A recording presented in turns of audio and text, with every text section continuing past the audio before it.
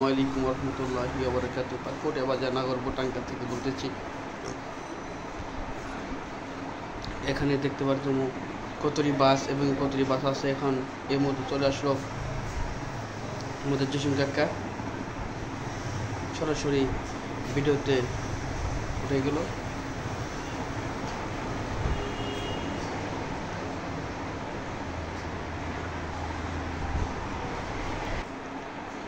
সবাই দেখতে পাচ্ছেন,